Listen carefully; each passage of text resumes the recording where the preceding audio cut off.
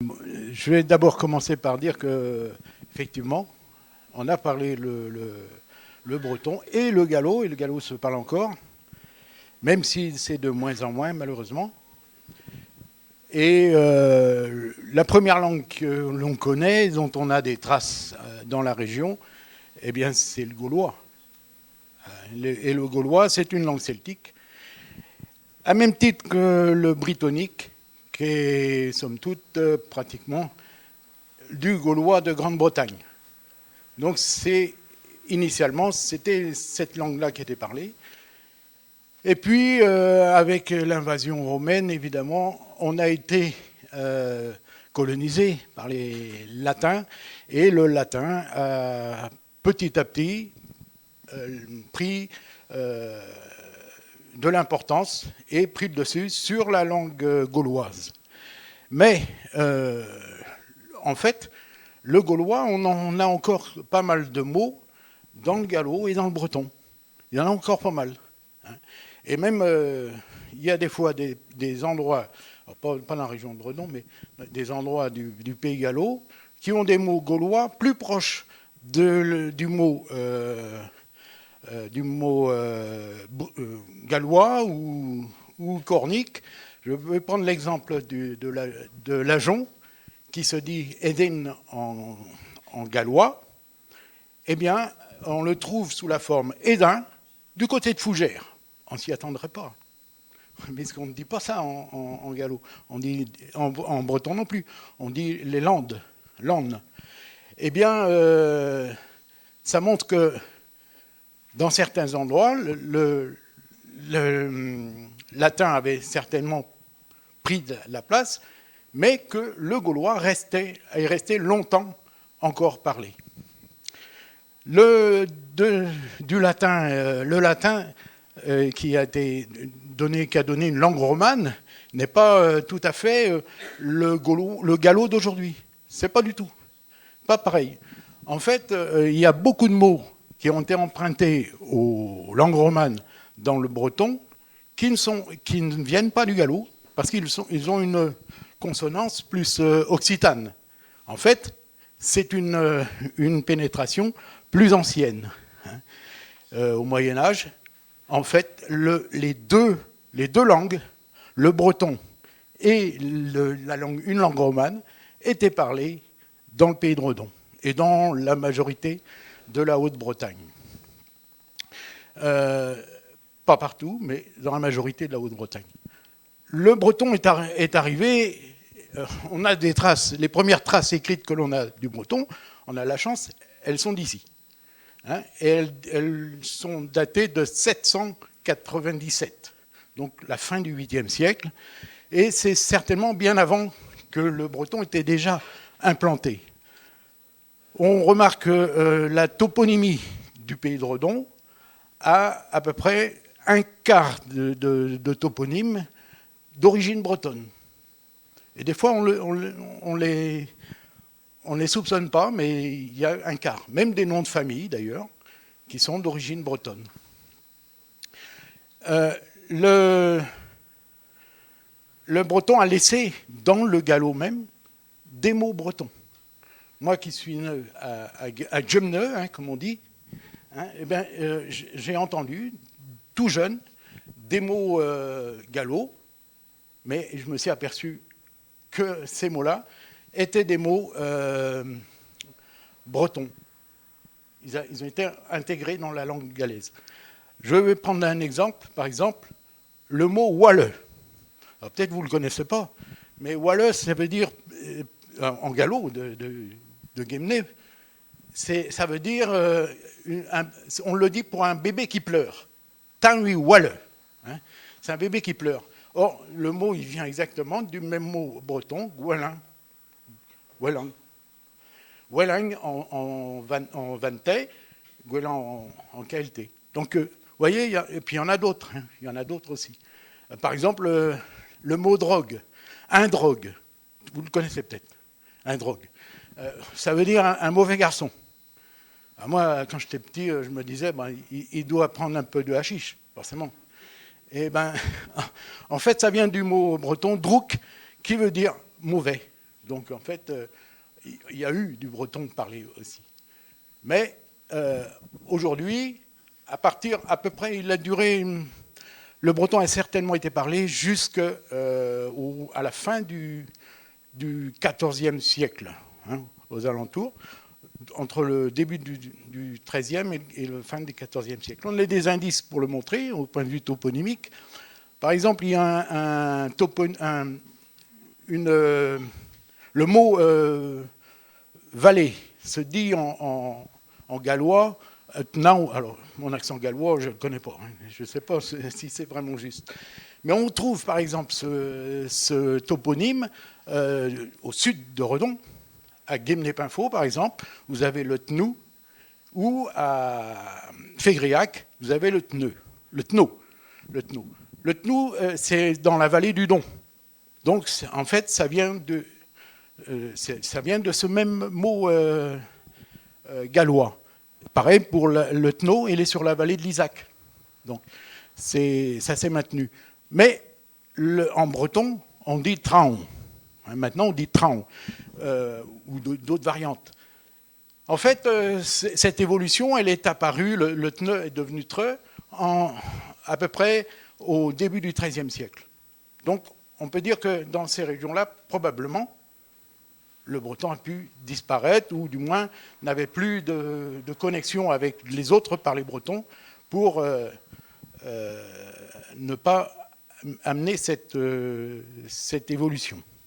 Donc c'est pour ça qu'on peut dire au début. Mais, donc Pays de Redon, il y a deux autres toponymes de vallées, et qui, eux, se disent trop. Au nord de Redon, par exemple, Trobert, qui a, je ne sais pas si vous connaissez, c'est un coin qui est à Renac. Trobert, ben vous voyez bien que c'est dans une vallée, hein, ceux qui connaissent. Et il y a Troïna, à Six-sur-Af, aussi. Hein, voilà. Et eux, ils ont eu cette évolution. Donc, on peut penser que le breton a duré un peu plus longtemps dans ces endroits-là. Bon, voilà, tout ce qu'on peut dire. Ça ne veut pas dire qu'on ne parlait pas une langue romane aussi sur place. Mais ce n'était pas la même que le gallois actuel. Parce que chaque langue évolue, en fait. Et chaque langue a sa vie, elle évolue. Le gallo actuel, tel qu'on le connaît, c'est une langue d'oï, un dialecte d'oï. Et le dialecte d'oï, eh bien, ils sont apparus, alors Jean-Luc pourrait peut-être me dire un peu plus là-dessus, mais vers le XIIe siècle, hein, me semble. Et donc, avant le XIIe siècle, forcément, on parlait pas le dialecte d'oï, même si on parlait une langue romane. Forcément, c'était autre chose. Et on voit bien qu'il y a un certain nombre de mots qui sont dans le gallo, même dans le breton, qui sont plus proches de l'occitan ou d'autres dialectes romans que du gallo. Donc le gallo est arrivé avec l'évolution de la langue romane. Donc à partir du XIIe siècle, il y a eu un changement. C'est certainement lui qui a fait ce basculement, cette disparition, qui a amené la disparition partielle et progressive du breton dans le pays de Redon, mais il a aussi influencé des parlers locaux. Et je vais prendre un exemple du côté de Carentoire et puis dans les communes autour. Alors que chez Maille, on dit de liao pour dire l'eau, et bien là-bas, on dit Ève. Et bien Ève, c'est un autre mot. Ce n'est pas un mot qui vient d'une évolution d'oï. On trouve le mot Ève dans beaucoup d'endroits, notamment dans le nord de l'Occitanie, en Limousin, dans d'autres endroits. Et donc, bon, il y en a d'autres, hein, il y en a d'autres mots. Il y a même des mots beaucoup plus étonnants, un mot beaucoup plus étonnant qu'on retrouve sur la partie frontière linguistique du début du XXe siècle, c'est le mot sourail, côté gallo, pour dire soleil.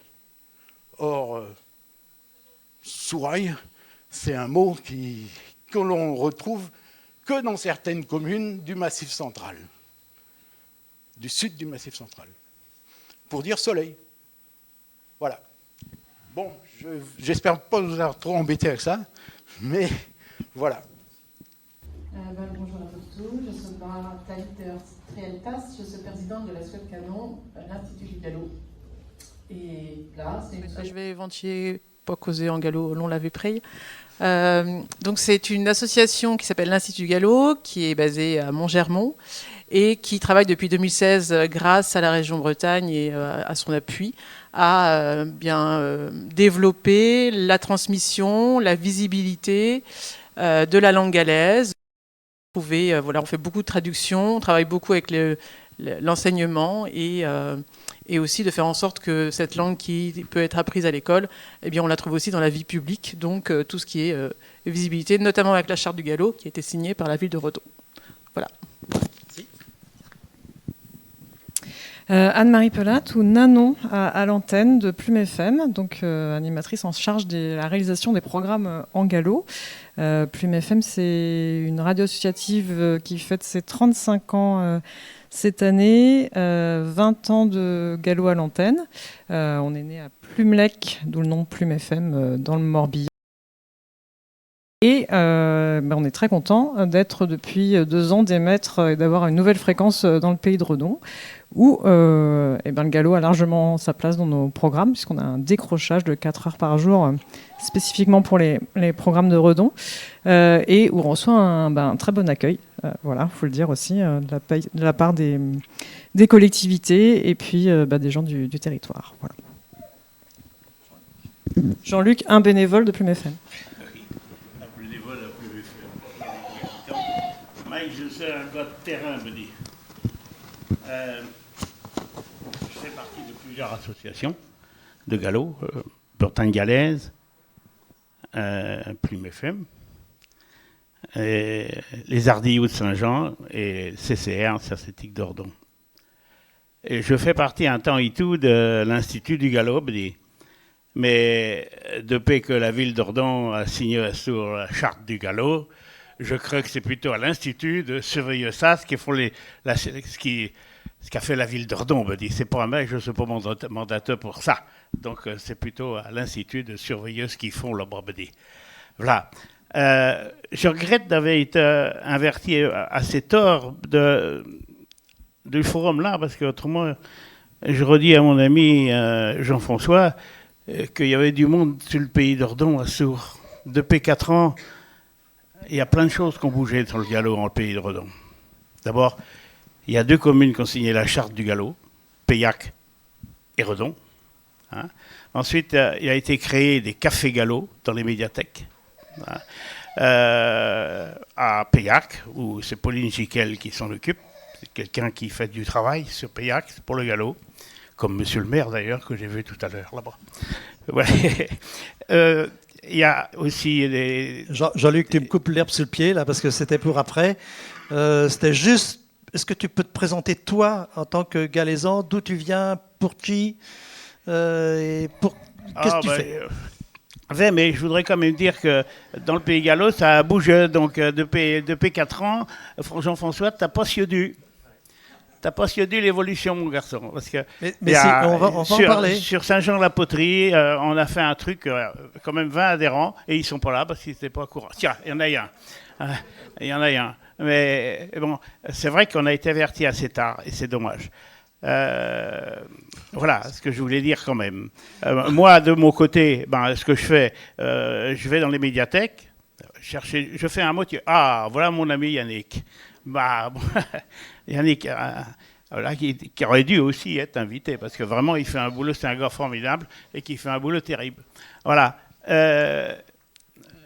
Cours, Jean-Luc, cours. Je coupe, j'arrête.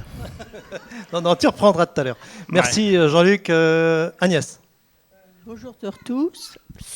Donc, j'ai accroché le gallo dès que j'étais chez mes grands-parents. Hein. Je ne l'ai pas appris, je l'ai entendu sur place et c'est comme ça que je l'ai retenu.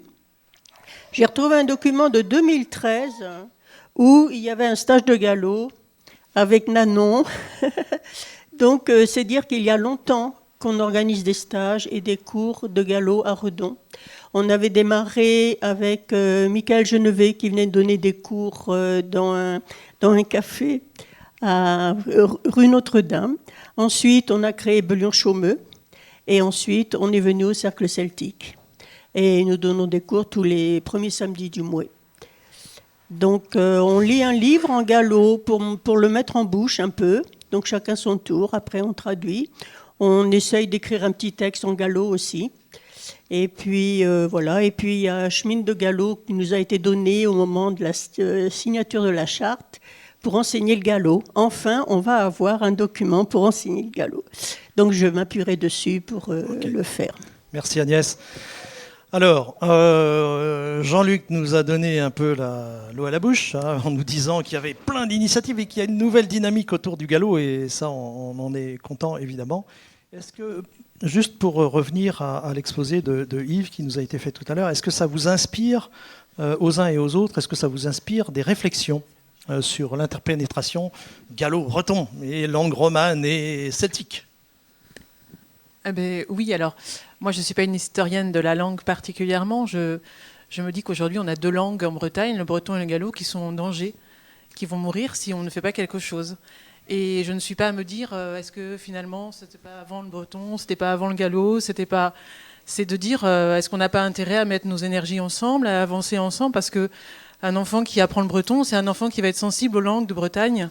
Et un enfant qui apprend le gallo, c'est un enfant aussi qui va être sensible au breton, qui pourra apprendre le breton. D'ailleurs, on a beaucoup à l'Institut de bretonnant. Les langues ne sont pas opposées, et surtout, il ne faut pas les opposer et dire finalement laquelle est avant, qui est avant, peu importe. Aujourd'hui, elles sont en danger. Je crois que ce qui est important, c'est de regarder aussi la langue. On ne va pas la sauver. Moi, je ne vais pas la sauver en tant que présidente de l'Institut. C'est pas moi qui vais la sauver, c'est les gens, c'est vous, c'est les gens qui la parlent et qui la parleront demain. Et si aujourd'hui, on reste sur des querelles qu'on entend parfois, je ne dis pas que c'était le propos, absolument pas, mais de se dire finalement, est-ce que le breton n'était pas avant, est-ce que c'est pas plus du breton, peu importe. Moi, je suis pour les langues de Bretagne, je suis pour les voir, que ce soit le breton ou le gallo, et je crois qu'il faut faire avec la population, et quand vous interrogez, vous allez sur la foire, là, vous demandez aux gens s'ils sont en pays gallo, je pense que ça parle aux gens, en fait. Il faut parler aux gens de leur identité, de ce qu'ils ressentent, et ce ne sont pas, ni comme moi, des historiens de la langue, mais ils ressentent quelque chose, c'est leur histoire, leur identité. On a la chance d'avoir cette identité. Mes grands-parents étaient galaisans. Leur identité, c'est le gallo. Quand ils voient du breton, ça ne leur parle pas. Ils ne sont pas opposés au breton, mais ça ne leur parle pas. Ce n'est pas la langue de leur cœur. La langue de mon cœur à moi, c'est le gallo. Si j'étais née dans un autre endroit, en Bretagne, ce serait le breton certainement. Et je pense qu'il faut vraiment qu'on unisse nos forces. C'est pour ça que ces tables rondes, je trouve, sont très intéressantes, parce qu'on peut partager aussi des situations, mais qu'on unisse nos forces. C'est une mairie qui promeut le gallo et le breton. Ce sont des mairies qui s'engagent pour défendre nos identités, notre identité, et qui s'ouvrent aux autres sur les identités plurielles aujourd'hui des habitants de ces communes. Et je crois que vraiment, je ne souhaite pas débattre si effectivement il y avait du breton avant le gallo. C'est pas mon sujet. Mon sujet est de dire comment on fait pour que des enfants aujourd'hui qui sont les adultes de demain, découvrent qu'il y a des langues en Bretagne, qu'il y a des richesses en Bretagne. Ils ont un drapeau breton. On a un drapeau breton qui est blanc et noir. Alors, on le voit partout, dans tous les événements. Mais quel est le sens? Aujourd'hui, quand je fais du gallo, moi, dans ma classe, la première chose que je fais, je leur explique qu'en Bretagne, il y a 2 langues. Alors, on parle tous français, et puis d'autres langues aussi, d'autres pays. Mais l'important, c'est de leur dire, voilà d'où vous venez. Que vous vous sentiez bretonnant, galaisan, c'est dans le cœur, ça s'explique pas, ça se vit. Mais ça, c'est important, et il me semble que c'est répondre aux gens. Et quand on va réussir à capter les gens, les populations, parce qu'aujourd'hui, il faut se rendre compte aussi que pour beaucoup de gens, elles vont mourir, et donc, qu'est-ce qui va se passer? C'est pas la fin du monde, moi, ça m'occupe toutes mes journées, mais c'est juste moi. Et on est quelques-uns à passer beaucoup de temps sur le sujet, mais... Et comment on fait pour capter les populations? Là, je pense que c'est une vraie question. Il y a une synergie sur Redon, il y a des choses qui se passent, qui se vivent. Comment on fait pour capter les populations, les gens qui écoutent la radio, qui se disent « c'est super, moi je trouve ça génial, le gallo, tiens c'est du gallo, j'ai envie de l'apprendre, et si j'entends du breton, c'est joli à entendre, j'ai envie de l'apprendre aussi ». Je crois qu'il faut qu'on se mette ensemble à réfléchir à qu'est-ce qui va faire que les populations demain ne vont pas se dire « oui, le breton est mort, et alors le gallo est mort, peu importe ». Et c'est vraiment ces partages d'énergie, des partages d'envie, de volonté qu'il va falloir mettre au service. Et on a la chance aujourd'hui d'avoir des populations de jeunes parents dans les écoles qui n'ont pas vécu le traumatisme des langues régionales, c'est-à-dire ils n'ont pas été interdits de parler le gallo, ils n'ont pas été interdits de parler le breton. Et donc, il faut faire avec ses parents, il faut faire avec ses gens pour pouvoir avancer et faire en sorte que nos enfants connaissent leur histoire, savoir d'où on est, d'où on vient et les langues qui sont sur nos territoires. Donc voilà, c'est toujours très intéressant de connaître l'histoire des langues. Je crois qu'aujourd'hui, il faut regarder là où on en est tous. Merci. Je crois qu'on partage, ici on est beaucoup à partager vos convictions. Est-ce que parmi nos autres invités, est-ce que vous voulez réagir aussi à ce que vient de dire? Oui, mais je pense qu'effectivement, la manière de mettre le gallo et le breton l'un contre l'autre, c'est complètement crétin. Hein, il y en a pas un pour savoir si le breton était là avant le gallo, je vais mettre tout le monde d'accord. Historiquement, c'est ni l'un ni l'autre. Parce que avant que la Bretagne, ça s'appelait pas la Bretagne, ça s'appelait l'Armorique. Et dans l'Armorique, on parlait ni breton ni gallo, on parlait gaulois. Donc, vous voyez, hein, c'est tout simple. C'est le gaulois qui était là avant, hein, tout simplement. Et après, on a eu les Romains. Hein, le gallo est né. Le gaulois est né en 400 avant Jésus-Christ. Hein, le gaulois est né en 52 avant Jésus-Christ. Et le breton est né après le 5e, le 7e, 6e siècle, par l'apport. Et le breton est né par le mélange du briton, venu de l'île de Bretagne, et du gaulois. Parce qu'il ne faut pas croire que tout est venu de l'autre côté. Non, il y a eu un mélange. D'abord, il l'a dit tout à l'heure, hein, dans le breton, on trouve encore du gaulois. C'est la syntaxe, par contre, qui a été importée par les Britons, qui, eux, étaient instruits. Hein, si vous le rappelez, les 7 saints fondateurs de la Bretagne étaient instruits. Et ils venaient de l'île de Bretagne. Pas tous, d'ailleurs. Merci, il y en a que 5 qui venaient. Merci, Jean-Luc. On ne va pas faire trop d'histoire, parce Non, qu'on notre champ de dire discussion est tellement vaste les deux langues qu'on va avoir du mal à tout tolérer aborder. et travailler ensemble. Alors, merci. Oui. Comme deux liens.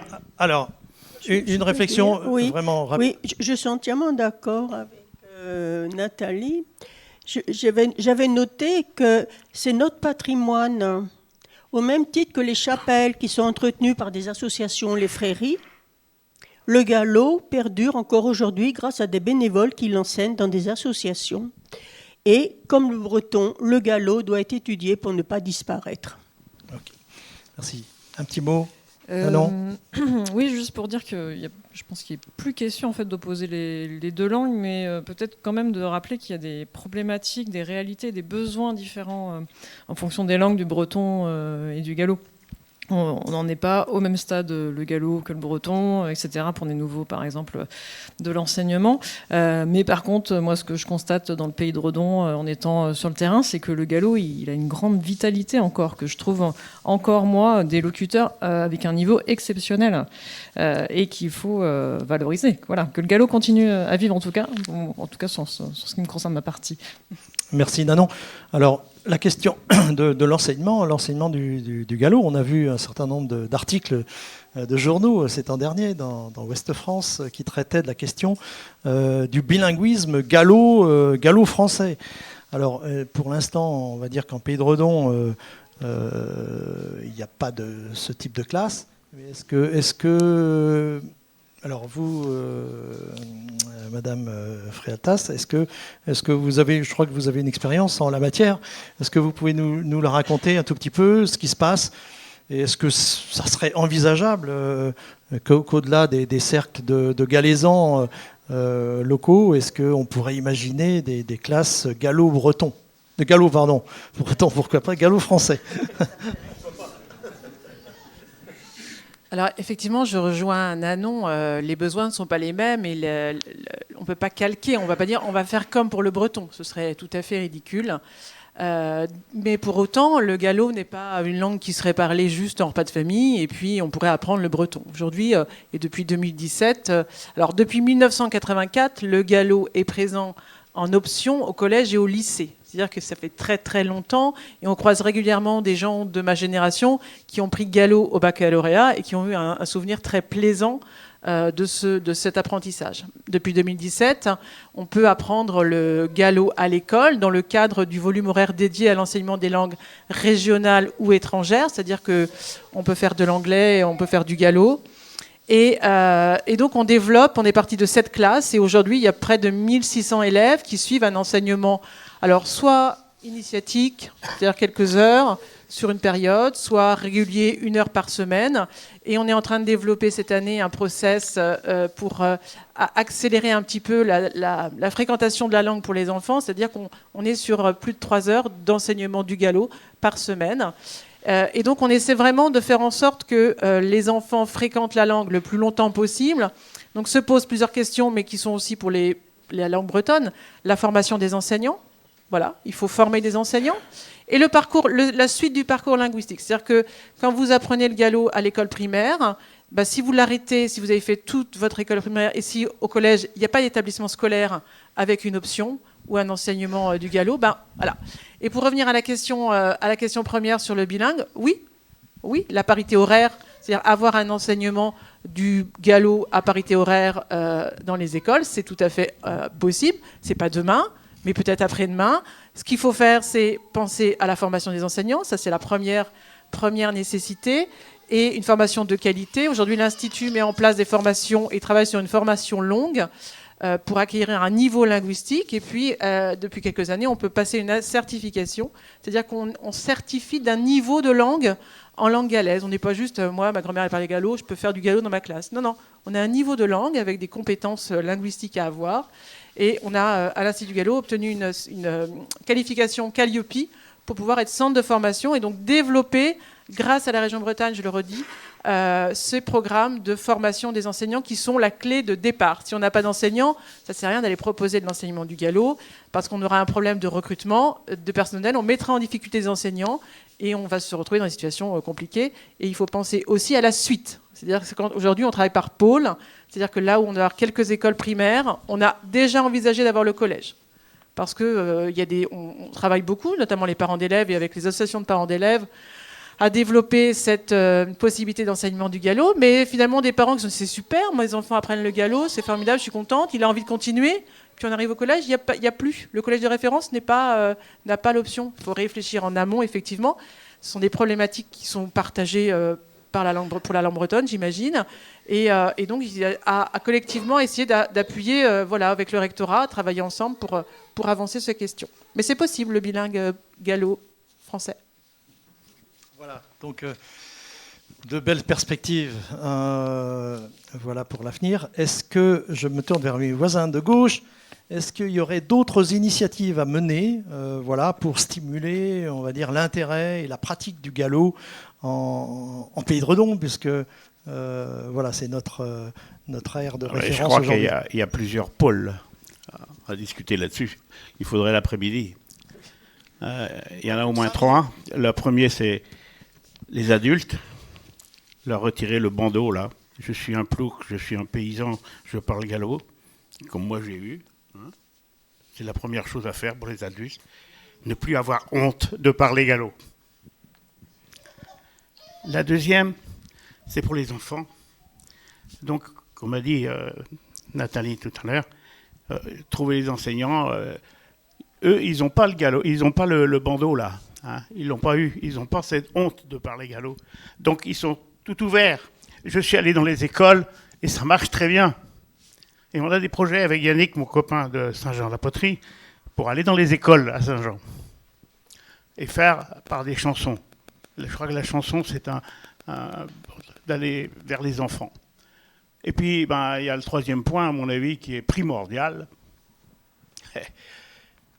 C'est le point politique. S'il n'y a pas de sous, on y reviendra tout à l'heure. On n'aura rien. Avec les concernés. Voilà, donc merci c'est Jean-Luc. tout ce que j'ai à dire. Nanon, Agnès après. Oui, peut-être juste rajouter en complément des actions pour favoriser l'expression, l'écoute du gallo dans la vie quotidienne, pour le voir aussi. On pourra peut-être reparler de la signalétique aussi en gallo. À la Bogue, moi, ce que je peux constater, c'est que j'ai l'impression qu'on l'entend de plus en plus, en tout cas dans les concours de contes où j'étais présente hier soir. Beaucoup de conteurs en gallo d'un très bon niveau, si on peut le dire, qu'il y a de la recherche aussi au niveau linguistique. À notre petit niveau, Plume FM, un média, ça permet aussi de faire écouter du gallo et du français aussi à des gens qui n'ont pas accès, de valoriser des locuteurs qui l'ont peut-être dans un coin de la tête et leur permettent de s'y remettre. Il y a des actions comme fait Jean-Luc dans les médiathèques qui permet à des gens juste de se retrouver et puis de donner le petit truc pour parler tout simplement, parce que voilà, une langue qui vit, c'est une langue qui se parle. Agnès. Oui, alors moi j'aimerais, parce que pendant plusieurs années, on a fait venir ici des acteurs comme Daniel Robert, comme Marie-Yvonne Limon. Dans d'autres endroits, on a fait intervenir aussi Marie Schiffmin, et voilà, des acteurs qui parlent gallo, et donc avec des téléspectateurs. Et voilà, pour que les gens entendent cette langue.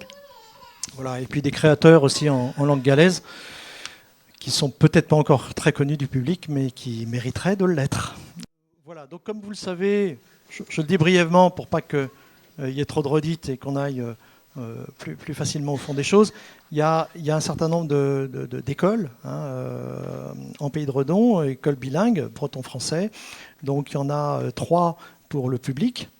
Donc il y a Paillac, Aller et Redon. Et puis il y a aussi donc 2 pour la filière privée, donc une à Sainte-Marie et une à Redon. Voilà, donc ce qui fait 5 écoles, plus donc l'enseignement bilingue aussi au collège, dans l'enseignement privé au collège Le Clos Saint-Joseph.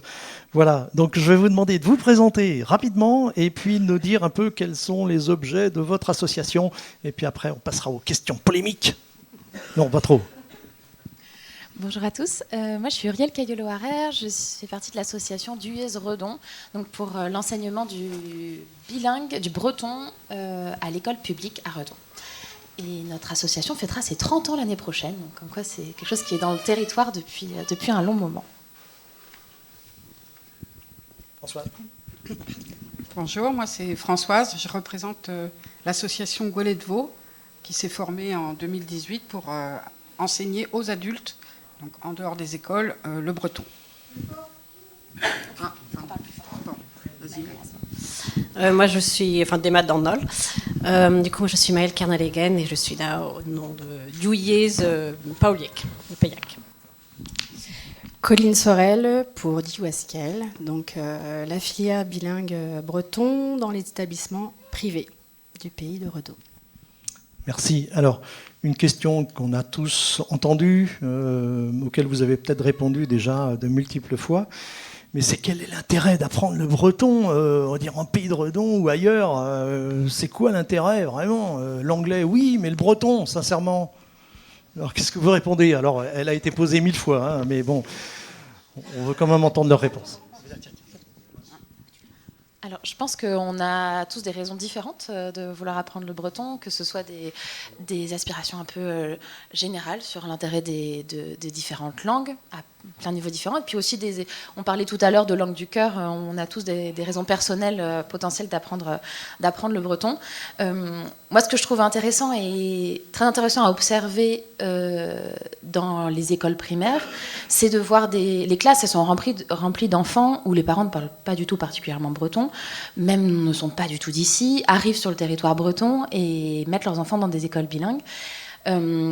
Au-delà, je pense qu'il y a une curiosité d'apprendre plusieurs langues, mais je trouve que c'est un super tremplin de profiter de cette curiosité qu'ont les parents de faire apprendre une deuxième langue à leurs enfants, les baigner, de faire un bain de langue, qui crée aussi un attachement au territoire, à la culture locale, etc.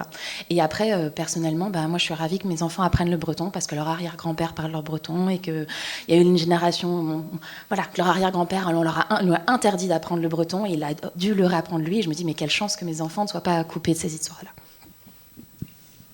Oui. Bon, moi j'ai l'expérience dans notre groupe d'enseignement du breton, je vois la motivation et l'intérêt des gens qui viennent à Gaulet de Vaud. C'est la même chose, c'est retrouver ses racines, c'est son histoire. C'est important quand même d'avoir quelques notions de l'histoire, de notre histoire, en tant que breton, mais breton ou galaisan, c'est pareil, de retrouver cet attachement au passé. Et c'est peut-être ce qui nous manque dans l'uniformisation de la langue française. Et je vois et pour se rattacher aussi aux écoles, je vois dans le groupe de Goélé de Vaux, on a des jeunes parents, effectivement, qui ne parlent pas breton, mais qui aimeraient l'apprendre pour pouvoir communiquer avec des enfants s'ils peuvent parler breton, apprendre le breton à l'école, et des anciens dont les parents ont connu la honte de parler breton. On parlait de ça à propos du galop tout à l'heure, mais qui ont connu la honte de parler breton, donc du coup qui n'ont pas transmis. Et ce souhait profond, très important chez les gens de cette génération, de la mienne, de celle de mon mari, de retrouver ces racines, de retrouver ce langage, quoi. Et de toute façon, on vient tous un peu de quelque part. Donc même si à Redon on ne parle plus malheureusement breton, de toute façon on a tous des racines. Et c'est important de les retrouver. Et ben, du coup, nous, à l'école, on va dire de Paillac, ça va être un peu les mêmes raisons que ce que racontait Uriel. Donc il y a plein de raisons. Il y a plusieurs parents qui ne viennent pas du tout de Bretagne, mais ça les intéresse. C'est une culture, ils arrivent quelque part, ils ont envie d'en apprendre un peu plus ou de permettre à leurs enfants d'apprendre plus. Après, moi, personnellement, le breton est ma langue maternelle et la langue que j'utilise tous les jours, que j'utilise en famille. Et pourquoi pouvoir mettre mes enfants en breton à l'école, et c'est tout naturel. Voilà, je suis très heureuse d'avoir des écoles en breton dans le pays de Redon. Je ne vais pas forcément rajouter plus de choses. En tout cas, en école privée, là où j'étais, effectivement, il y avait des parents qui venaient de pays bretonnants et qui souhaitaient transmettre cette langue à leurs enfants. Et puis, je rajouterais aussi que cette langue, elle se transmet par le chant, par l'oral, et pour certains c'est aussi un petit plus, c'est-à-dire en tout cas moi c'est ce que je dis aux parents d'élèves, on chante beaucoup dans ces classes, donc on est beaucoup sur la culture musicale, et voilà. Merci. Donc, plein de raisons. Alors, je vais vous apporter mon petit témoignage, moi, en tant qu'enseignant de breton dans une autre vie. C'est que moi, j'ai rencontré beaucoup de collègues qui étaient pas du tout d'origine bretonne, et qui ont œuvré pour le breton, mais comme vraiment des grands spécialistes qui étaient bien meilleurs que moi. Hein. Et aujourd'hui, si vous allez un tant soit peu sur Internet ou que sais-je, vous allez voir des personnes, notamment un Russe que j'ai eu l'occasion de rencontrer, un Coréen, etc., qui ont des niveaux de breton assez exceptionnels. Et je dirais, heureusement, la Bretagne s'enrichit aussi de ces personnes-là qui se sont fait peut-être une idée de ce que c'était que la diversité linguistique, et qui se sont penchés vraiment de manière accrue sur la langue bretonne, peut-être sur le gallo, je ne sais pas, mais en tout cas des gens qui contribuent en tout cas à la culture bretonne, et ça c'est d'un grand espoir pour nous, et quelquefois ils viennent même un peu nous botter le derrière pour nous dire au fait, et vous, qu'est-ce que vous avez fait de votre culture, où est-ce qu'elle en est, quand on voit des gens qui ont autant de passion et d'intérêt pour la langue bretonne. Voilà, ça vient un peu nous stimuler. Alors, moi, j'ai une question. Oui, il y a Uriel.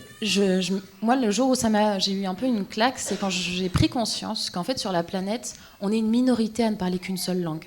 Et que je me suis dit, non, c'est pas ceux qui parlent plusieurs langues ils ont une telle richesse, c'est nous qui sommes pauvres. Enfin, je parle à moi parce que moi, je suis certes présidente d'une association qui promeut le breton, mais je ne le parle pas, et c'est un peu un manque. Et je me dis, mais en fait, c'est moi qui suis pauvre. Et le fait de parler une langue, de parler plusieurs langues, on regarde le monde avec un prisme un tout petit peu différent. Les langues, elles façonnent aussi nos façons de voir, de penser, de formuler les choses. Et le fait d'avoir une langue intime, une langue sociale, une langue administrative, tout ça, ça multiplie les points de vue, et on a tellement besoin aujourd'hui d'avoir des regards plus riches, plus complexes, de comprendre mieux les autres. Et je pense que c'est vraiment un enjeu social, culturel hyper fort d'accepter de multiplier les points de vue et que c'est pas évidemment pas une langue contre une autre, ne pas priver les gens qui ont, mais même les gens qui arrivent dans notre pays, ne pas les priver de leurs propres ressources et forces, de leur propre langue, mais d'essayer de s'ajouter, de se compléter pour mieux se comprendre. Et à l'échelle d'une langue, d'une petite langue, comme tu le formulais, mais en fait, je trouve ça aussi hyper important. Et donc, de recréer cette richesse et de faire partie de ce monde qui parle plusieurs langues, ça me semble très important. Merci Uriel. Est-ce que vous pourriez nous parler un petit peu de ce que vous constatez sur la dynamique? Parce qu'on est entre deux feux. On dit, voilà, les Bretons ont un intérêt pour le gallo, pour le breton. Ils inscrivent leurs enfants en classe bilingue. Mais est-ce que... on a aperçu, il y a 6 mois, 1 an, des statistiques qui étaient plutôt assez négatives, dans le sens où les Bretonnants, aujourd'hui, pourraient se compter en tant que bilingues. Je parle à peu près 90 000, ce qui est quand même relativement restreint. Est-ce que... Comment ? 107 000. Merci. Donc, je ne suis pas très loin, mais... quand même, à 17 000, voilà. Alors, malheureusement, c'est comme un petit peu pour le gallo, on observe une décroissance. Est-ce que ce phénomène-là, est-ce qu'il est, je dirais, rédhibitoire, ou est-ce que vous sentez aussi une dynamique? Alors, on a parlé d'une dynamique pour le gallo.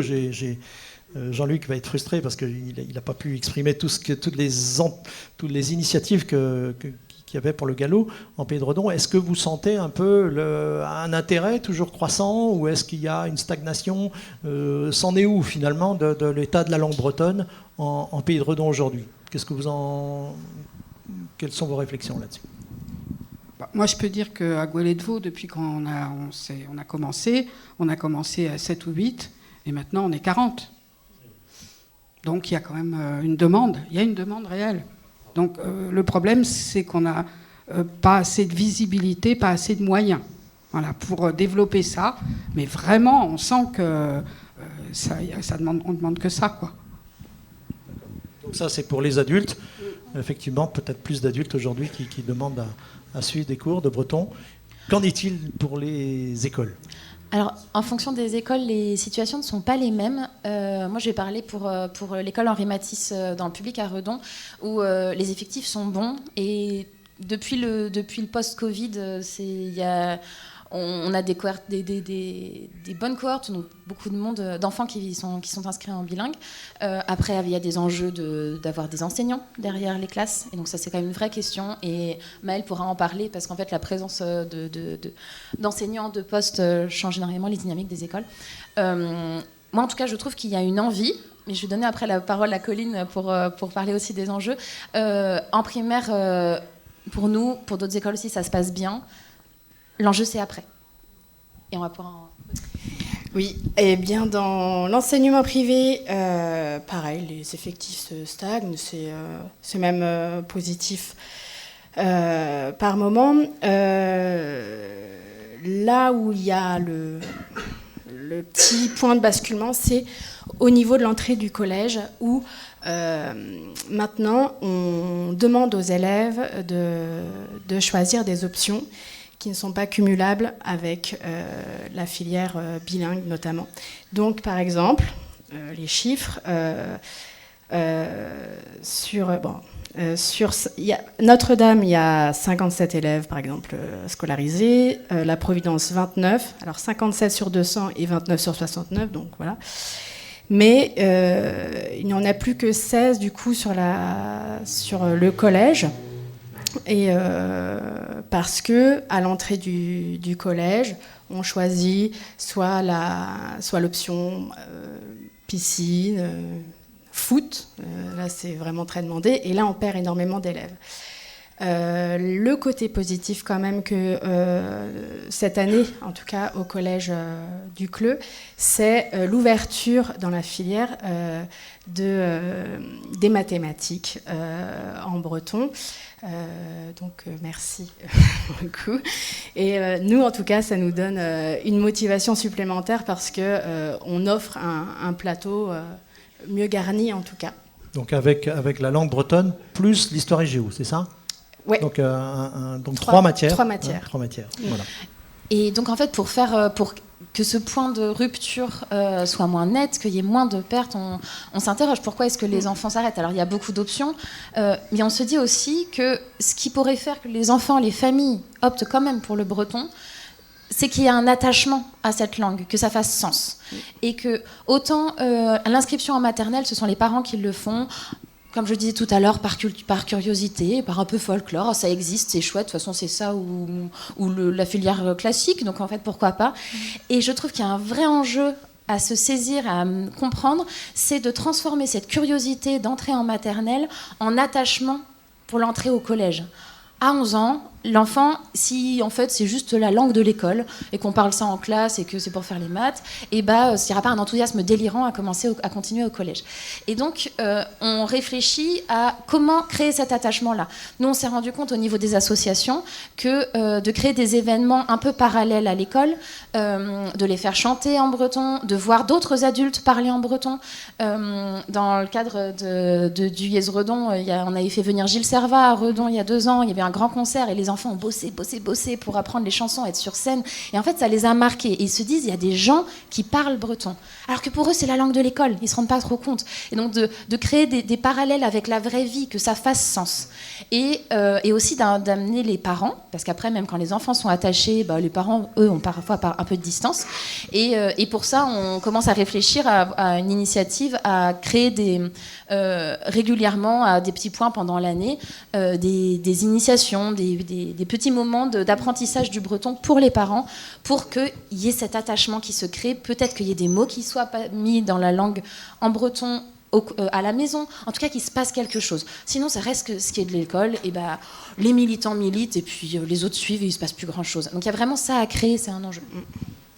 Et ça, c'est depuis, du coup, la REDADEC, où toutes les écoles bilingues de Redon se sont retrouvées autour. Peut-être dire en 2 mots... Je peux expliquer peut-être en 2 mots ce que c'est que la REDADEC. La REDADEC, alors elle aura lieu en mai prochain à Redon. Elle va passer. Vous savez que c'est une course qui sponsorisée à peu près, qui couvre 2000 km. Et en fait, une course ininterrompue pendant à peu près une dizaine de jours. Et voilà, donc chaque kilomètre est sponsorisé par des individuels ou des associations ou des entreprises. Ou des mairies.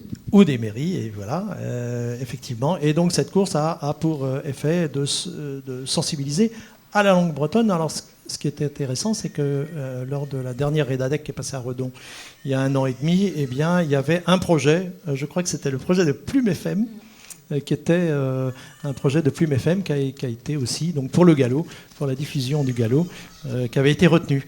Voilà, donc je crois que cette année, ça sera un peu la même chose. Je crois qu'il y a au moins un projet en galop qui sera soutenu par la REDADEC, donc elle passera le 15 mai prochain. Vendredi 15 au soir. Voilà, donc on vous convie évidemment à cette belle fête du breton. Voilà, donc la REDADEC, je vous laisse continuer. Et effectivement, il y a 2 ans... Ce que tu es en train de dire, c'est du coup comment aussi la dynamique, c'est qu'on se retrouve les différentes associations autour de la langue bretonne sur certains événements, notamment la REDADEC, où il y a eu du Waskel, du Yes, Goulet de Vaux, et le groupement culturel, voilà. Et le groupement culturel breton. C'est des moments où ça fait du bien à tout le monde, et même à tous les parents, toutes les familles, de faire quelque chose de chouette. Là, c'est du sport, en plus courir. Et voilà, c'est un côté très positif de faire des choses ensemble en breton. Donc de créer un moment festif où il y avait eu de la musique, de la danse et de la course. Et des petites courses, enfin voilà. C'était sous une pluie battante il y a 2 ans. On va espérer que cette année, ce sera sous un temps plus clément. Mais en tout cas, il y avait eu cette performance de rallier les associations du privé et du public. Et ça, je pense que c'était assez notable de le faire il y a 2 ans. Et de nous rencontrer et de se dire, en fait, on a un but commun. Et même si on a des organisations parallèles, s'il y a bien une fois où on peut faire des choses ensemble, la REDADEC prend tout son sens. Et donc, de renouveler ça tous les ans, déjà, est une bonne perspective. Voilà, c'est la grande communion entre toutes les associations culturelles. Oui. Voilà, on va accueillir maintenant des responsables. Voilà, je vais vous laisser chacun vous présenter. On peut commencer voilà, au bout de la rangée. Dénès. Bonjour, à Tortou, Demat Danol. Donc, je suis Dénès Marchand. Je suis conseiller départemental d'un canton qui n'est pas dans le Pays de Redon, d'un canton de Rennes, le 2e. Et je suis donc vice-président du conseil départemental en charge de la culture et de la lecture publique d'une part, et de ce qui nous occupe aujourd'hui, c'est-à-dire de la promotion des langues de Bretagne. Bonjour tout, de Madenol. Je suis Kaorintine Hulot, je suis élue à la région depuis 2004 et je suis vice-présidente en charge des langues de Bretagne et je suis aussi référente des bagades et cercles. Bonjour à tous, de Madenol Ollier. Donc je suis Philippe Gégou, je suis le maire de Péac, donc on a déjà pas mal parlé de Péac là. Je suis également vice-président pendant quelques mois, vice-président aux affaires culturelles et associatives de Redon Agglomération. Merci. Marc Droguet, donc adjoint au patrimoine, culture et tourisme à la ville de Redon. Alors, merci en tout cas à vous d'avoir répondu à notre appel. C'est un grand honneur pour nous. Alors, première question, est-ce que vous avez, par rapport à ce que vous avez entendu tout à l'heure, tout simplement, est-ce qu'il y a des réactions que vous voudriez faire je ne sais pas, par rapport peut-être puisqu'on vient d'entendre le breton, quelques inquiétudes, enfin quelques préoccupations. Est-ce que par rapport à la poursuite, notamment au collège par exemple, puisque c'était un des problèmes soulevés. Comment faire le collège et le département. Oui. Non, d'abord, merci pour votre invitation. J'ai écouté avec attention l'ensemble des intervenantes et des intervenants. Et effectivement, il y a des choses qui méritent d'être soulignées et aussi d'aller plus loin. Je ne reviendrai pas sur le fait qu'il y ait la présence des deux langues sur le Pays de Redon, puisque dans notre schéma départemental que j'ai amené ici de promotion des langues de Bretagne, qu'on a adopté en début 2024, il est clair pour nous que notre attitude, ce qui a prévalu pour élaborer ce schéma, c'était une parité d'estime entre les deux langues et ne pas rentrer dans des querelles de légitimité entre les deux langues. Et c'est ce qu'on dit, je crois, la plupart des intervenantes et des intervenants aujourd'hui, et c'est très bien comme ça. Alors, sur ce qui a été dit sur le galop, d'abord, il est clair que la situation des deux langues, notamment en matière d'enseignement, n'est pas la même. Donc bien sûr, il ne faut pas décalquer la politique qui est faite sur le breton et sur le gallo, mais il faut partir de la situation actuelle du gallo. Et donc il y a un gros effort, et ça a été dit par ma voisine, la présidente de l'Institut du gallo, un gros effort à faire pour structurer une filière d'enseignement du gallo à l'échelle de la Bretagne et singulièrement de l'île-et-Vilaine. Et donc c'est important qu'en tant qu'élu, on soutienne ce développement. Et donc moi j'ai la chance, en étant vice-président du département, de siéger au conseil académique des langues régionales, d'une part, avec ma voisine évidemment, et aussi au comité restreint d'application de la Convention État-région. Il n'y a que l'État français pour inventer des trucs avec des noms pareils, mais bon. Et donc c'est important parce que c'est là que les choses se décident. Et également, bien sûr, pour le breton. Et là où on a une vraie vigilance à avoir, c'est la difficulté à ouvrir de nouvelles filières, la fragilité aussi de l'enseignement du gallo, qui n'existe pas encore dans beaucoup de collèges, et qu'il faut développer. Je parle des collèges parce que c'est une compétence des départements, mais et puis les freins auxquels on doit faire face sur le développement des filières bilingues bretonnes. Il y a le dynamique de la ville de Rennes, heureusement, mais en dehors de Rennes, depuis le début de mon mandat en 2021, il n'y a qu'une seule filière bilingue qui a ouverte en Ille-et-Vilaine, et ce n'était pas dans le Pays de Redon d'ailleurs, c'était à Ménilroch. Donc, et pour la première fois cette année, malheureusement, je n'ai pas encore les chiffres consolidés, mais le nombre d'enfants scolarisés en filière bilingue en Ille-et-Vilaine baisse. Alors qu'on était sur une dynamique importante, il y a plus d'enfants en filière bilingue français-breton en Ille-et-Vilaine que dans les Côtes-d'Armor aujourd'hui. Donc c'est essentiellement porté par la ville de Rennes où il y a plus de 1000 enfants en filière bilingue. Mais on voit bien qu'ailleurs, parce qu'il y a une volonté politique de le faire, mais on voit bien qu'ailleurs, on se heurte à des difficultés Quand il s'agit d'ouvrir des classes bilingues prévues à la carte des pôles, donc prévues par le rectorat lui-même, on se heurte parfois à la résistance des élus qui ne veulent pas de classes bilingues dans leur commune, parfois pour des prétextes, enfin pas des prétextes, pour des raisons tout à fait recevables, on manque de locaux, etc. Bon, mais parfois, il faut bien le dire, c'est aussi pour des raisons idéologiques. Et puis, on se heurte aussi parfois à la résistance des équipes pédagogiques elles-mêmes, qui ne souhaitent pas l'ouverture de ces classes. Alors, moi, à chaque fois, je hausse le ton contre ces freins. Les personnels du rectorat nous disent que, alors dans le Morbihan, ça a été fait, paraît-il. Il y a une lettre qui a été envoyée aux enseignants pour leur rappeler leur devoir de réserve et qu'ils n'ont pas à s'opposer à l'ouverture de filières bilingues. Ce sont des fonctionnaires. Et puis, moi, à chaque fois que je rencontre des résistances dans les communes, je m'interroge aussi, quoi. Depuis quand ce sont les maires qui décident ce qu'on enseigne dans les écoles de la République ? Demain, ce seront des maires d'extrême droite qui s'opposeront à ce qu'on enseigne l'arabe. Enfin, je veux dire, on ne peut pas aller sur ce terrain-là. Donc, il faut tenir fermement, parce que l'objectif, pour ce qui concerne le breton, de 30 000 élèves en filière bilingue à la fin de la convention État-région ne sera pas atteint. Pour qu'il soit atteint, il faudrait former 100 nouveaux professeurs bilingues par an, et on en est très loin. On en est à 30-40. Voilà. Madame Hulot. Donc il faut se battre. Oui, merci Dénès. Madame Hulot, est-ce que vous voyez aussi les mêmes freins et les mêmes leviers qu'il faudrait actionner que votre voisin ? Alors effectivement, il y a un grand nombre de leviers qu'il est nécessaire de faire sauter, excusez-moi l'expression.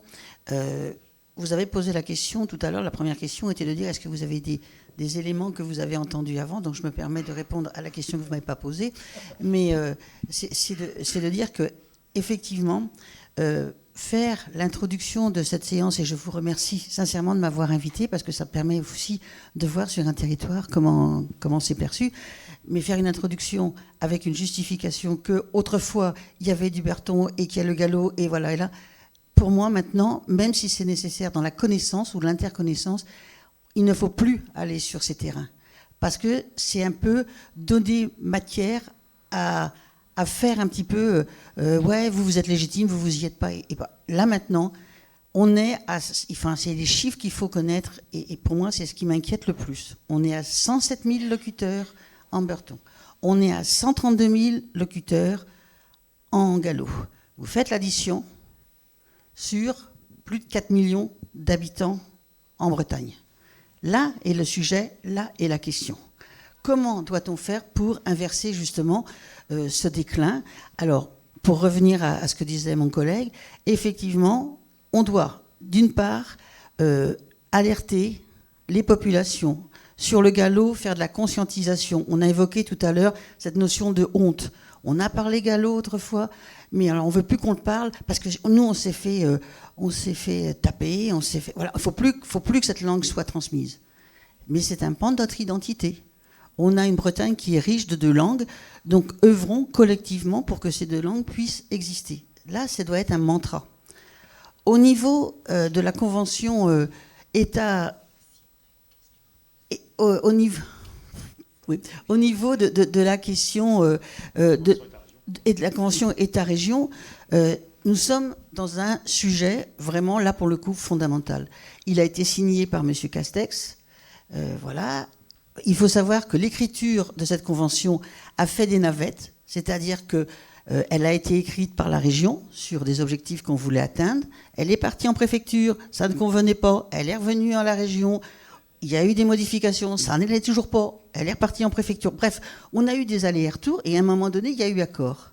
Et aujourd'hui, on nous dit 30 000 élèves. Non, mais vous avez fait n'importe quoi. Fallait pas avoir cet objectif. Ben oui, mais ça a été signé, à un moment donné, ça a été acté. Et la parole politique, normalement, c'est important qu'elle soit maintenue et qu'elle soit faite. Mais pour avoir 30 000 élèves... il faut avoir une volonté des parents, et je félicite les parents qui étaient tout à l'heure pour avoir justement allé ouvrir, même sur un territoire où le Breton n'était pas forcément bien implanté et que grâce à vous, il va être implanté. Donc ça, c'est une félicitation. Mais justement, c'est une décision des parents. Ça, c'est une première chose. Deuxième chose, il faut des enseignants. Et aujourd'hui, c'est très compliqué. Je vous donne un exemple. Locmiquélic, dans le Morbihan. Là, on est en pleine zone bretonnante. Locmiquélic, autorisation d'ouvrir une filière. On a gagné, dit-on. Donc, on met un enseignant. Oui, mais on met un enseignant lundi, mardi, bilingue, et jeudi, vendredi, monolingue. Donc, le parcours de l'élève, il est interrompu. Donc, je suis allée voir le DAZET en disant, mais il y a un sujet. Il y a un véritable sujet. On me dit, ben oui, non, mais il a, la quantité, puisque c'est lundi, mardi, et puis 2, on n'a pas d'autres enseignants, donc il faut qu'on le prenne pour aller dans une autre école. Là, ça, c'est une réalité. Il faut savoir qu'au niveau du Conseil régional, nous avons signé et nous avons voté à l'unanimité un plan de réappropriation le 23 décembre 2023, où on a tout un ensemble de dispositifs qui permet à la personne qui souhaite apprendre le breton ou le gallo de pouvoir être financée. Après, il faut mobiliser les fonds. Je vous donne un exemple. La possibilité est donnée aux enseignants d'apprendre le breton. Il y a un nombre de places, donc sur 20. Aujourd'hui, le rectorat a mobilisé 17 personnes, même sur 25 au total en plus, sachant qu'il y en a un pour le 44. Comment on fait ? Donc, vous voyez, on est bloqué. Et pourtant, le président de région, dans une situation, un contexte financier que les collectivités, que ce soit de la commune, la communauté d'agglo, le département, la région, nous sommes en grande difficulté, puisque ça ne vous a pas échappé, que l'État est aussi en très très grande difficulté, puisqu'ils ne sont pas foutus capables de voter un budget et qui nous mettent, nous, dans une certaine difficulté. Mais là, juste pour information, 2024, la région a dû rendre 43 millions, à peu près une quarantaine de millions d'euros, et on s'attend à refaire pareil en 2026. Mais cependant, le président de région a dit qu'il voulait maintenir, sacraliser la culture, le sport et les langues de Bretagne. Ça veut dire que pour nous, les langues de Bretagne sont importantes. Pour ce qui est du gallo, c'est pareil. On travaille avec le rectorat pour permettre d'avoir de la formation d'enseignants. Aujourd'hui, l'Institut du gallo organise des stages, mais sur des courtes durées. Aujourd'hui, l'Institut du gallo travaille pour faire de la formation longue, pour permettre justement d'avoir des enseignements, avec l'objectif en 2027, 28, 29, d'avoir des classes bilingues, au moins une par département. Voilà, je ne vais pas être trop longue, mais... Okay. Merci. Alors, vous avez passé le micro à Philippe Gégou.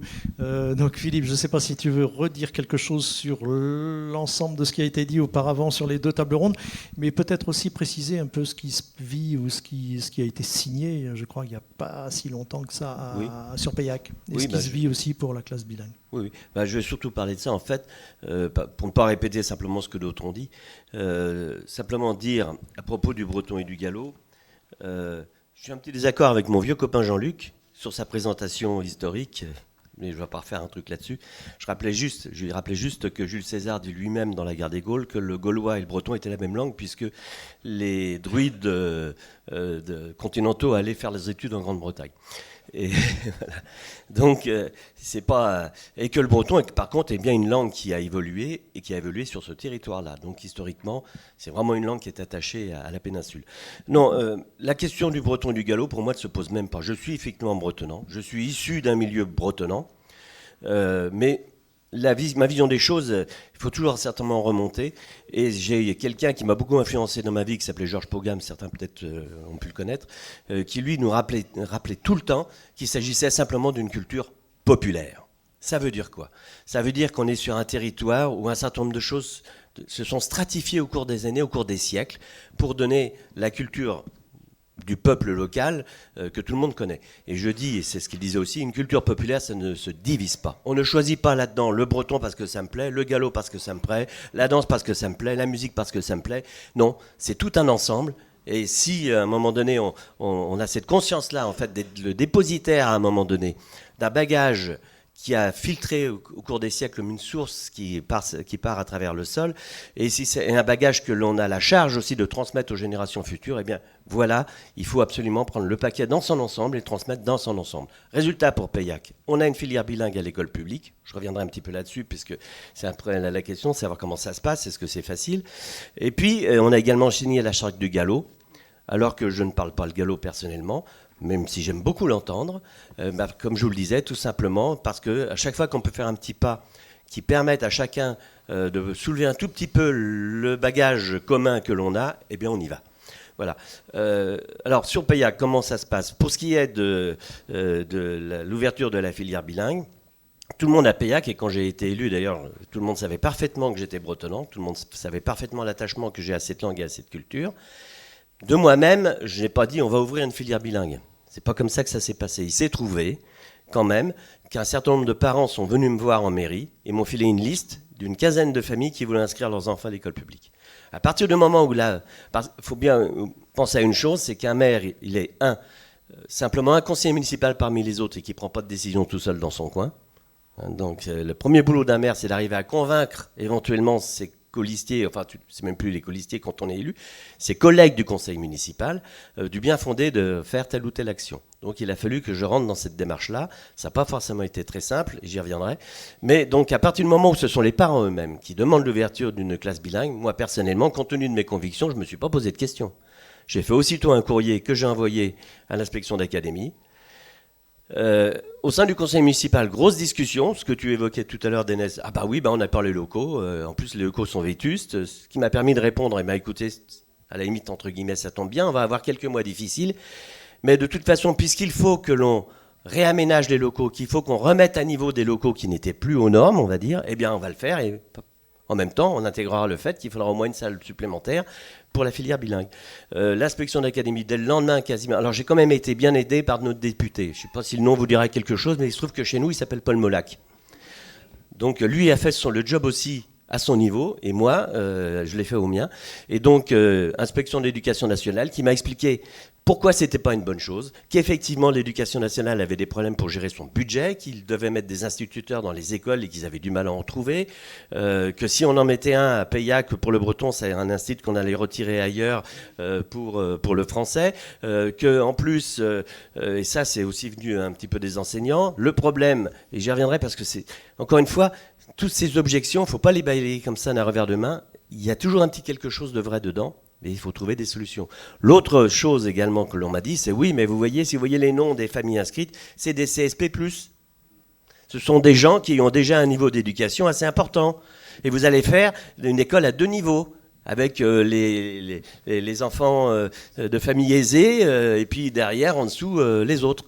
Enfin voilà, toutes ces questions-là me sont venues. Et finalement, j'ai tenu bon, bien évidemment. La classe s'est ouverte et ça me permet de rebondir sur le reste aussi. On n'ouvre pas une classe, on ouvre une filière. Ça veut dire qu'effectivement, les enfants qui rentrent en maternelle ont vocation à continuer en primaire, en secondaire.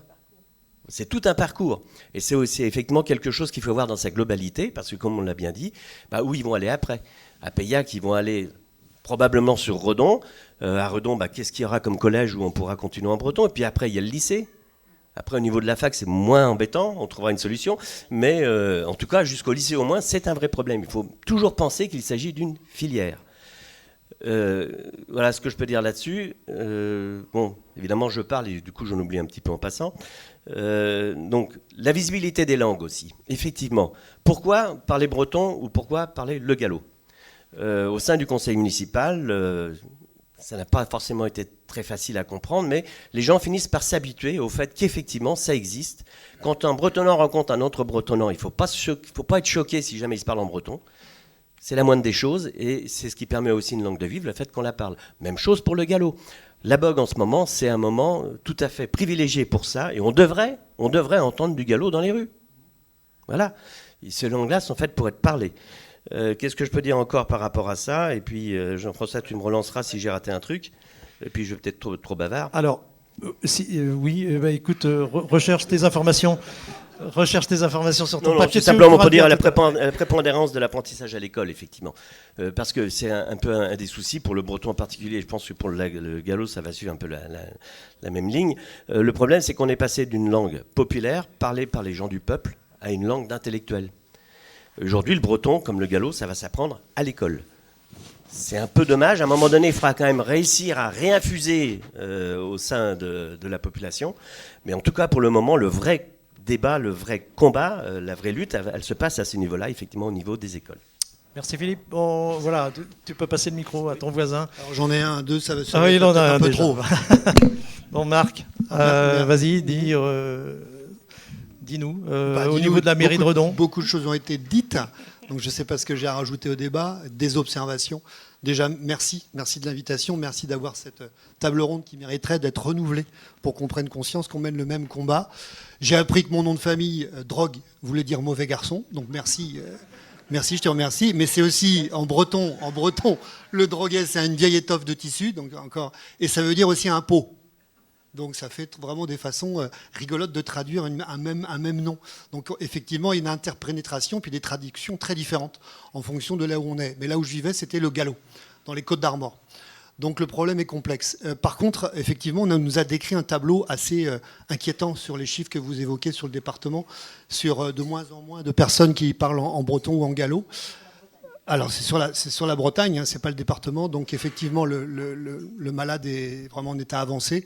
Comment agir par rapport à ça? Alors je pense qu'il faut sauver les meubles. Il faut certes avoir une continuité dans les filières. Effectivement, si on commence à faire une classe tout petit, il faut pouvoir le continuer en collège, puis au lycée, puis à la faculté. Donc il faut construire ce continuum, sinon quel est l'intérêt?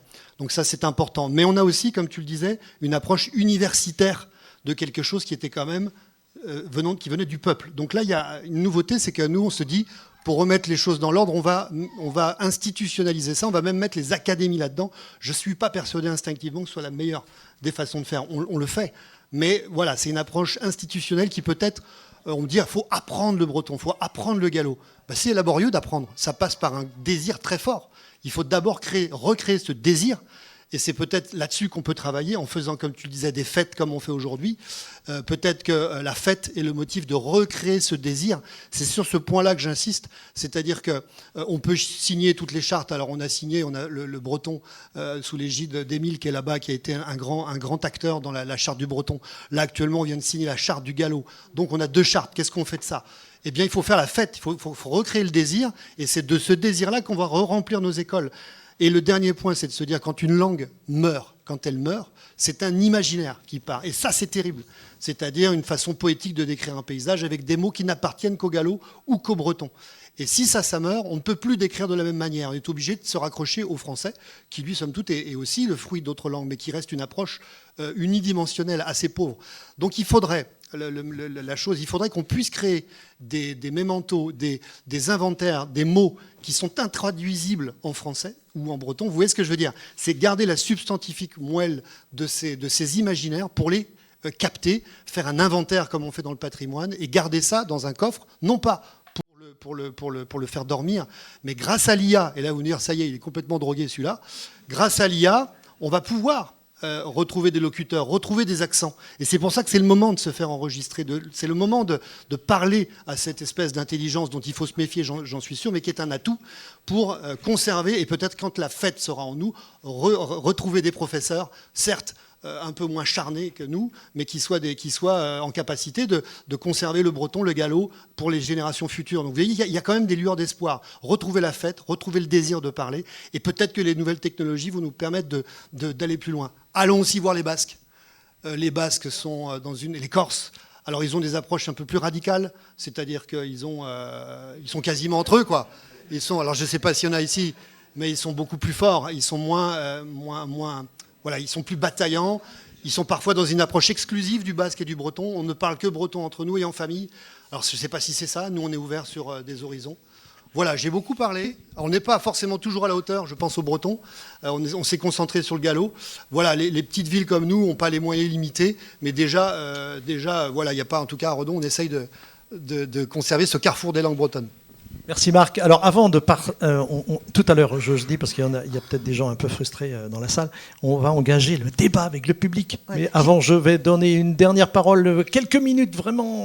Oui, c'est juste une petite pour nos invités. Par rapport effectivement les échanges que l'on a actuellement, on est un peu pessimiste sur la chose. Sauf que je voudrais quand même amener un petit peu d'optimisme sur le sujet. C'est de dire que quand on a fait l'enquête en 2024, quand la région a souhaité faire une enquête sociolinguistique, on est parti sur une tranche d'âge qui faisait que c'était partir de 15 ans plus anciens. Sachant que les locuteurs, les monolingues, nous quittaient.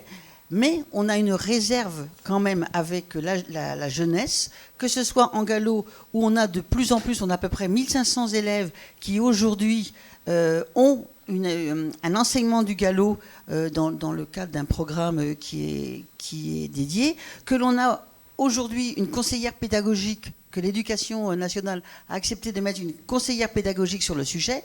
Ça, c'est du positif. Et qu'au niveau des écoles en breton, on a aussi des filières qui s'ouvrent, même s'il y a des difficultés, mais on n'arrête pas le combat, quoi. Je veux vous dire que ce soit quand on est au comité des académiques des langues régionales, on essaye de forcer, mais bon, l'État est l'État.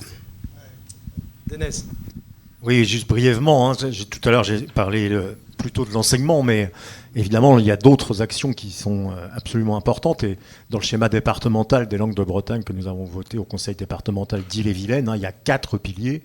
Il y a la communication, et on commence par palier devant notre porte. Donc c'est pour ça que maintenant il y a du breton et du gallo dans Nouveau-Île, le journal du département, et des pages plus complètes sur la version en ligne. Il y a la formation pour adultes, et là aussi on balaye. Alors bien sûr on soutient les acteurs mais de la formation, mais c'est aussi balayé devant notre porte. Donc on a recensé les désirs de breton et d'apprendre le breton et le gallo parmi les 4200 agents du conseil départemental. Et puis, il y a aussi le soutien aux acteurs, bien sûr, Institut du Gallo, Office public de la langue bretonne, et tous ceux qui sont aussi plus localisés sur le terrain, groupement culturel breton, évidemment, la Grange à Goul sur le Pays de Vitré, etc. etc. Donc, c'est important. Et là où je suis optimiste, c'est sur la demande.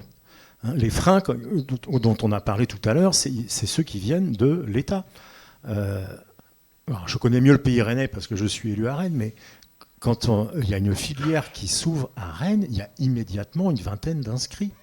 Et les 3 dernières filières qui ont ouvertes, c'est pas des CSP+, c'est le quartier, pour ceux qui connaissent Rennes, c'est des quartiers populaires, et la majorité des élèves sont des élèves issus de l'immigration. Le breton et le gallo, c'est pour tout le monde. Merci. Nathalie, est-ce que vous voulez rajouter un petit mot avant qu'on engage le dialogue avec le public ? Juste très rapidement dire que moi je ne suis pas élue dans ma collectivité ou dans une collectivité, mais on ne pourra pas sans les élus, sans les politiques, que ce soit au niveau d'une mairie, d'une interco, du département, de la région.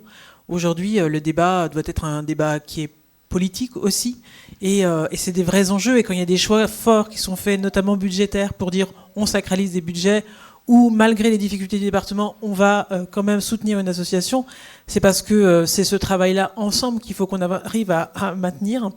Une collectivité, c'est pas seulement de l'argent tous les ans, c'est un travail collaboratif, une construction. Et que ce soit avec la région et le département ou les intercos, quand on signe la charte, on a cette nécessité de travailler pour savoir où on va, vers quoi on veut aller, et d'associer toujours les populations, parce que c'est à la fois les acteurs du terrain, les politiques et les populations qui vont pouvoir faire en sorte que cette langue, qui moi aussi je suis optimiste, parce que il y a quelque chose, pardon, on a parlé beaucoup de désir, je crois qu'il y a quelque chose de fondamental, que ce soit pour le breton ou pour le gallo, c'est le plaisir de la parler.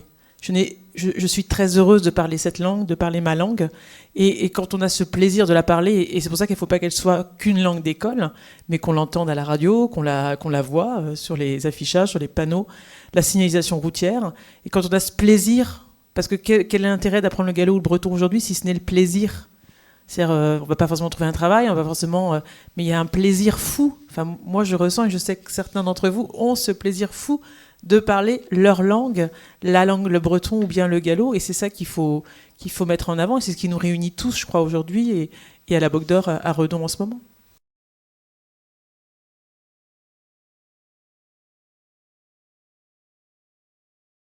Cette enquête a été faite par un organisme de sondage qui s'appelle TMO sur un échantillon de 800 000 personnes.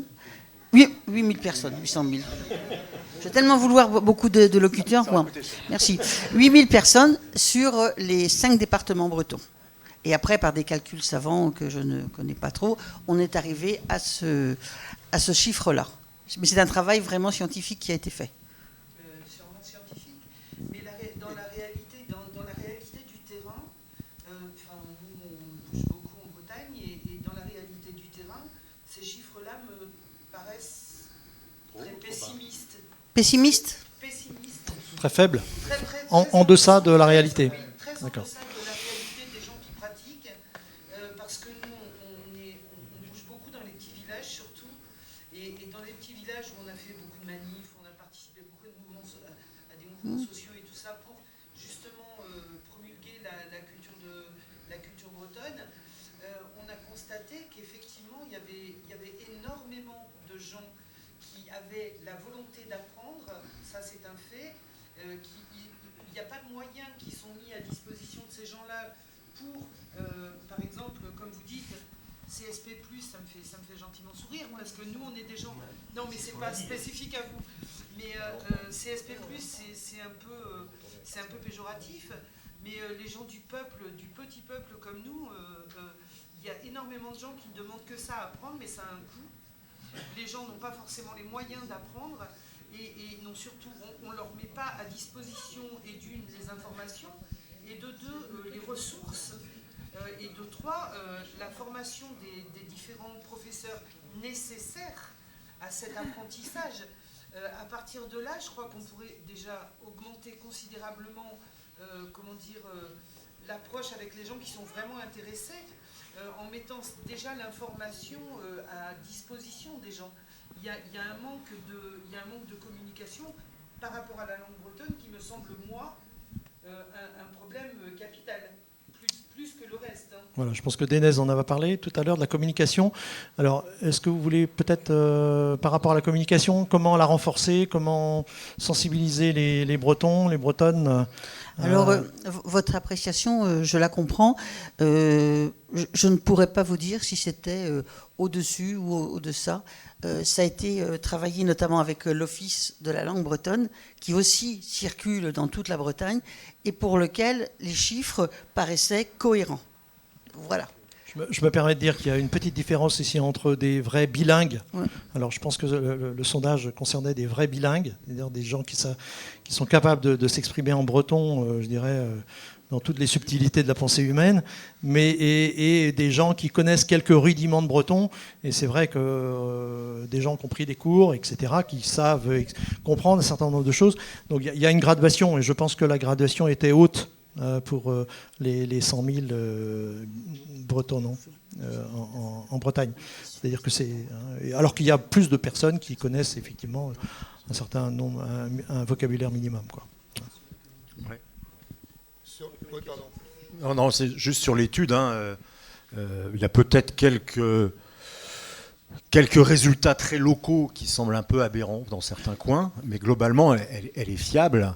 Et pour répondre sur le coût de la formation. Alors, il y a un dispositif qu'a mis en place la région et auquel les départements concourent, les départements d'Ille-et-Vilaine concourent, pour les professeurs qui souhaitent apprendre le breton. Et quand la formation longue en gallo sera opérationnelle, on pourra, j'espère, étendre ce dispositif aussi pour le gallo. Donc c'est un dispositif qui s'appelle DESC, c'est pas bureau en anglais, c'est apprendre en breton.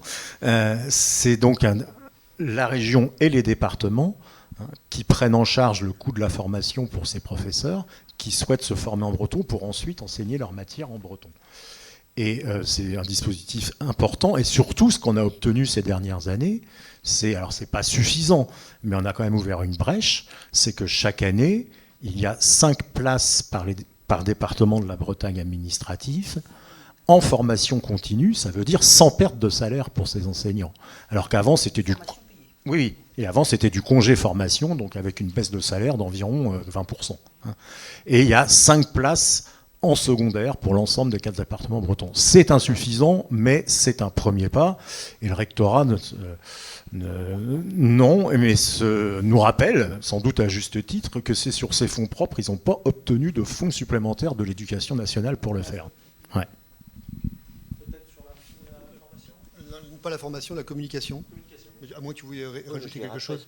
La communication, ça peut paraître gadget, surtout il y a de la communication partout, mais je pense qu'il faut, c'est un autre sujet de ce que l'on évoque actuellement, mais l'affichage clair de la région et des départements aussi, dans le Nouveau-Île, d'avoir des traductions en breton, en gallo, à l'échelle des villes aussi, et des fois on n'est pas toujours à la hauteur, mais d'essayer d'afficher sur nos bâtiments publics la traduction en breton, en français ou en gallo, ce sont des bonnes pistes.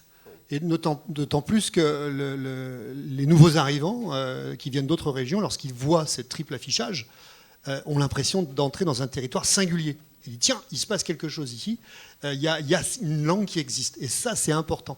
Alors, et parfois, on n'est pas à la hauteur. Hein. Quand je dis ça, nous, des fois, à la ville de Redon, on s'est engagé à le faire. Et il y a eu des trous dans la raquette, donc il faut être vigilant. Les élus doivent être vigilants à ça.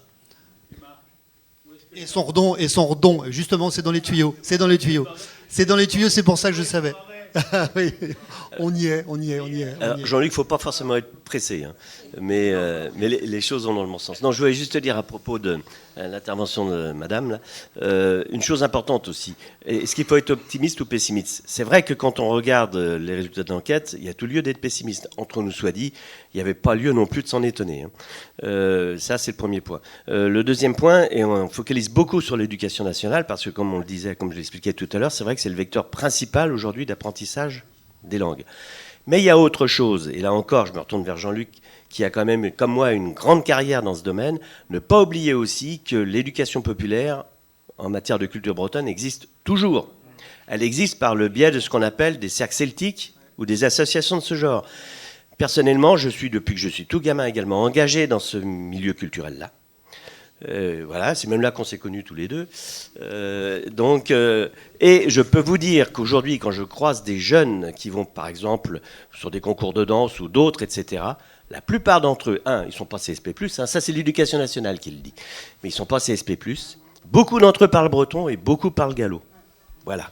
Donc, il y a quand même ce vecteur-là, associatif et local. Quand je disais qu'il faut repartir de la base, etc., il y a ce vecteur-là qui est à ne pas négliger du tout. Et au niveau des élus locaux, il faut aussi qu'on les soutienne. Voilà.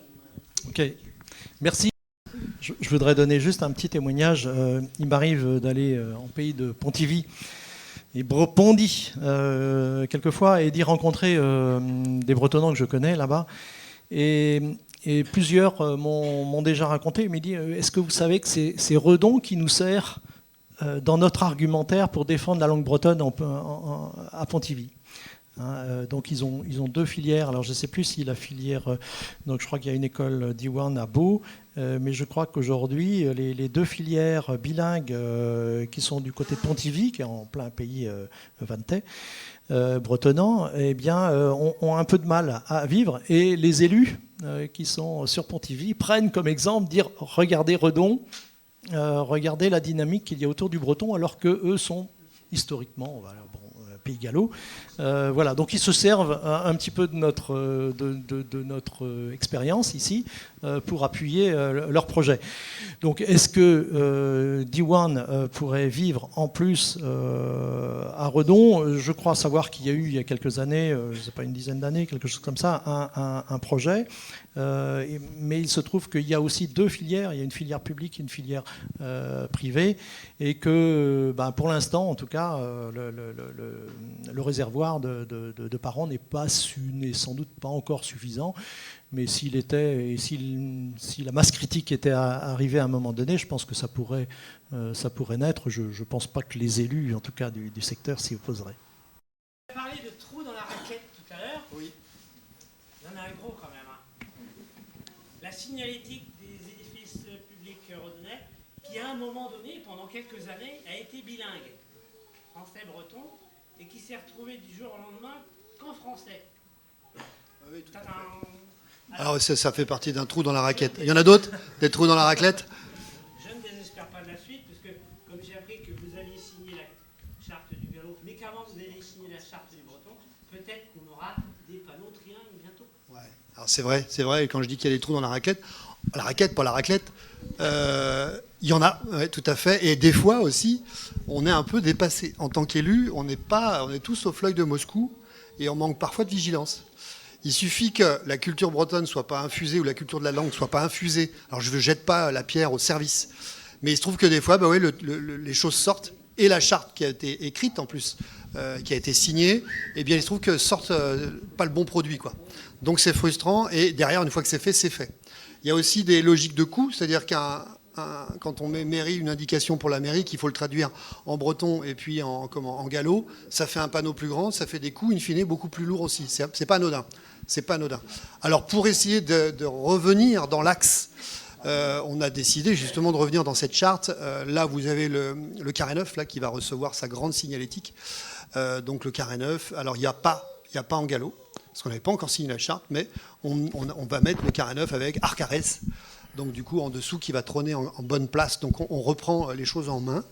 Mais c'est vrai, il y a eu des trous dans la raquette. Alors pareil, quand vous allez appeler la mairie de Redon, eh bien, vous allez avoir, à partir de l'année prochaine, les trois. Vous allez avoir, comment on dit en breton, vas-y, dis bonjour à la mairie de Bretagne. Vas-y, dis en breton, bonjour à la mairie de Redon. Des maths d'Antiquaire et Redon.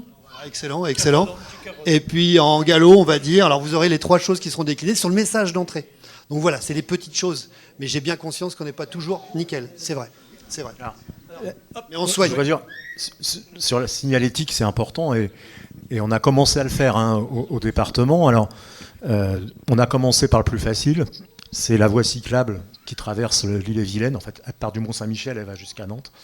Donc c'est la Régalante, elle s'appelle. C'est une voie touristique vélo. Et donc on a mis une signalétique trilingue sur ce parcours.